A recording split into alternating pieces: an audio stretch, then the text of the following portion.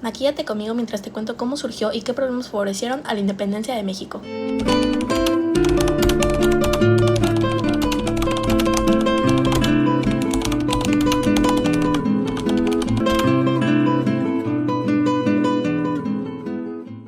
Bueno, muchos saben que hoy se celebra el Día de la Independencia, pero no muchos saben cómo fue que surgió y cómo se dio, por qué se dio. En Nueva España se dice que ocurrieron varios problemas internos que dieron inicio al movimiento de lo que hoy conocemos como la independencia de México. Pero para entrar un poco en contexto, recordemos que en la vida urbana durante la época virreinal existieron varios conflictos y tensiones entre los españoles. ¿Y por qué entre los españoles? Porque recordemos que habían dos tipos de españoles, los peninsulares, que como su nombre lo dice, nacieron en la península, y los criollos, que nacieron en las colonias españolas de América. Por lo mismo, los peninsulares eran considerados puros y tenían acceso a todos los cargos del gobierno virreinal. En cambio, los criollos eran subestimados y menospreciados. La historia se sitúa desde el 23 de marzo de 1808, cuando el francés Napoleón Bonaparte invade Nueva España. Cuando los españoles pasan a estar debajo del dominio de los franceses, surge la preocupación de estos mismos a que las colonias debían adoptar un gobierno autónomo. 2 meses después, el 5 de mayo de 1808, Fernando VII abdica de su trono español, cediéndoselo al francés José Bonaparte. El planteamiento de un gobierno autónomo tuvo como consecuencia un golpe de estado que ocurrió entre el 15 y el 16 de septiembre de 1808, en el que un grupo de jóvenes armados entraron al Palacio Virreinal y lo asaltaron, tomando como rehenes al virrey Iturrigaray, a Francisco Primo de Verdad y a Juan Francisco de Azacarate. Francisco Primo de Verdad y Fray Melchor de Talamantes, que fue encarcelado el 16 de septiembre de ese mismo año, murieron en la cárcel por circunstancias no claras, mientras que el virrey Iturrigaray fue enviado a España, con lo que se creía que había terminado el sueño de autonomía, pero no, los criollos lo continuaron y lo retomaron hasta llegar a lo que hoy se conoce como el movimiento de la independencia. Dicho esto, ahora sí pasaremos a los problemas internos que ocasionaron que se diera la independencia. Estos fueron el desarrollo socioeconómico regional, el deterioro de la vida de los indígenas y el descontento de los criollos. El desarrollo socioeconómico regional, ¿por qué? Porque no todos se beneficiaron, ya que la corona puso altos impuestos para financiar sus guerras. En estos tiempos la economía se basaba en la agricultura y en la minería, pero varias regiones mineras quedaron afectadas por la guerra, las haciendas en ruina y ya no habían inversiones. Esto generó pobreza y el aumento de la discriminación indígena, el despojo de sus tierras y en las malas condiciones en las que trabajaban estos mismos. El creciente descontento de los criollos se dio por la discriminación y la marginación que sufrían a causa de los peninsulares. Por lo mismo que comenté al inicio, los peninsulares tenían mucha más buena economía y altos cargos en el gobierno, lo que generó resentimiento en los criollos, ya que creían que era injusto. Los criollos rechazaban el trato de las coronas hacia sus colonias, y es por esto que de 1809 a 1810 varios de los líderes de las conspiraciones eran los criollos. Como causas externas tenemos la idea de la Ilustración, la independencia de las 13 colonias y la Revolución Francesa. ¿Por qué? Porque esas promovieron la igualdad, la independencia y la libertad, ayudando así a México a que se inspirara. Y sin olvidar mencionar la crisis política y la falta de economía que había en ese momento en España. Por lo mismo de la crisis económica, el rey IV ocupó el trono en 1788 y desde el inicio de su reinado hubieron conflictos, ya que había rivalidad entre personajes de altos rangos. Como antecedentes, tenemos la conspiración de Querétaro, nombre que se le dio a una serie de reuniones clandestinas que se dieron fuera de la ley ocurridas en 1810.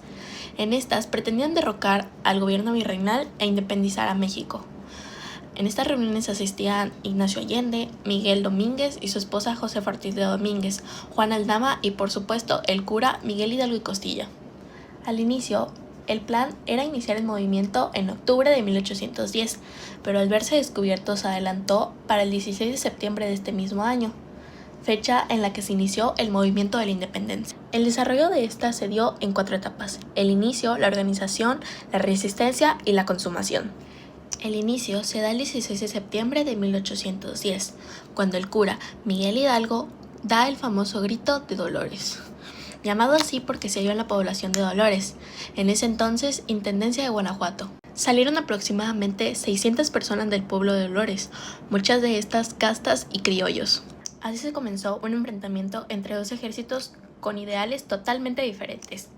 Los insurgentes, que eran el ejército de los criollos, los cuales buscaban la separación de Nueva España de España, y los realistas, que eran los que defendían a capa y espada la corona española.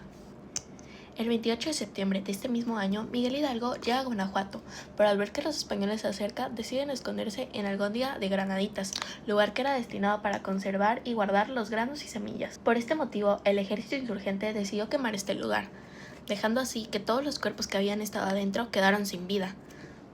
A esto se le conoció como la toma de Algóndigas de Granaditas. El 30 de octubre, Miguel Hidalgo llega a Toluca, Estado de México, donde por primera vez se enfrenta al ejército realista. Esta batalla se conoció como la Batalla del Monte de las Cruces, donde ganaron los insurgentes. Más adelante, el 6 de diciembre, Miguel Hidalgo presentaría el primer documento insurgente, conocido como el Decreto para la Abolición de la Esclavitud. En este mismo año y mes, el 20 de diciembre, se inauguraría por Miguel Hidalgo el Despertador Americano, el cual era un periódico donde se darían las ideas principales independistas. Los insurgentes son derrotados en enero de 1811, cuando Miguel Hidalgo se topa en Puente de Calderón al general Félix María. Tras estos hechos, el ejército insurgente se debilitó, por lo que Miguel Hidalgo y los otros líderes decidieron ir a Estados Unidos en busca de más armas. Lo que no sabían es que era Ignacio Elizondo el que los había traicionado. Mataron a Ignacio Allende y a Juan Aldama por la espalda. Tiempo después fue fusilado y decapitado Miguel Hidalgo. Sus cabezas las colgaron durante 10 años en Algóndigas de Granaditas. Tras la muerte de Miguel Hidalgo, el ejército insurgente quedó a cargo de José María Morelos y Pavón. En 1812 se movieron a Cuautla, donde fueron sitiados por el ejército realista. Duraron 72 días rodeados y tiempo después, el 2 de mayo, lograron escapar con muy pocas pérdidas. Al igual que Miguel Hidalgo, José María Morelos y Pavón, a inicios de 1812, creó un periódico llamado El Ilustrador Americano. En marzo de ese mismo año se crea la Constitución de Cádiz, la cual era de carácter liberal, por la soberanía popular, la división de poderes y las libertades. En septiembre de 1813 se inaugura el Congreso de Anáhuac. Se inauguró en Chilpancingo, Guerrero, donde Morelos lee un documento muy importante para él, pues expresa sus ideales políticos. Esto se llamó Los Sentimientos de la Nación. En septiembre de 1815, el ejército insurgente, junto con Morelos, salen rumbo a Tehuacán, pero son capturados, lo que hace que Morelos sea sentenciado a muerte por Félix María Calleja, siendo así su muerte y fusilación en Ecatepec en diciembre de 1815. Al morir Morelos se pierden todas las fuerzas militares, ya que él era el único que tenía conocimiento sobre este tema. El ejército empieza a perder fuerza y todos se dividen por bandos que eran de diferentes países. Aún así, lograron hacer resistencia a una guerra de guerrillas. Guerras que principalmente estuvieron lideradas por Francisco Guerrera, Guadalupe Victoria y Francisco Mina. Oigan, aprovecho para decirles que les quiero recomendar este blush que de verdad está divino.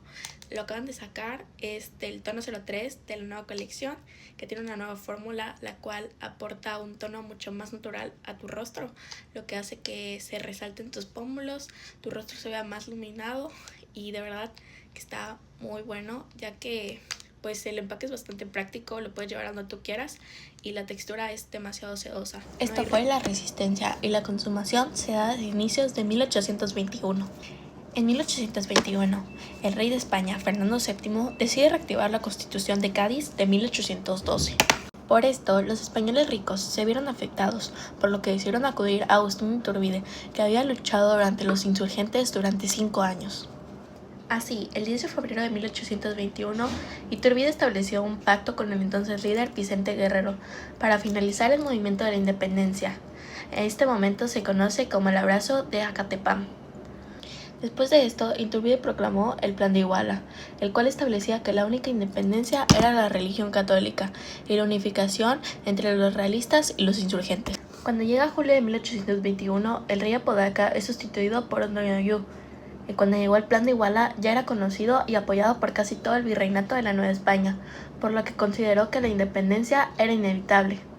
El 24 de agosto de 1821, en Córdoba, Veracruz, el virrey Onoyuyú firma el Tratado de Córdoba con Iturbide, dando así la formalización de la independencia del Imperio Mexicano. Finalmente, el 27 de septiembre de 1821, el ejército trigarante entra a la Ciudad de México, demostrando que la guerra finalmente había terminado. Ahora sí estoy lista para ir a dar el grito, pero cuéntame tú si sabías estos datos sobre la independencia.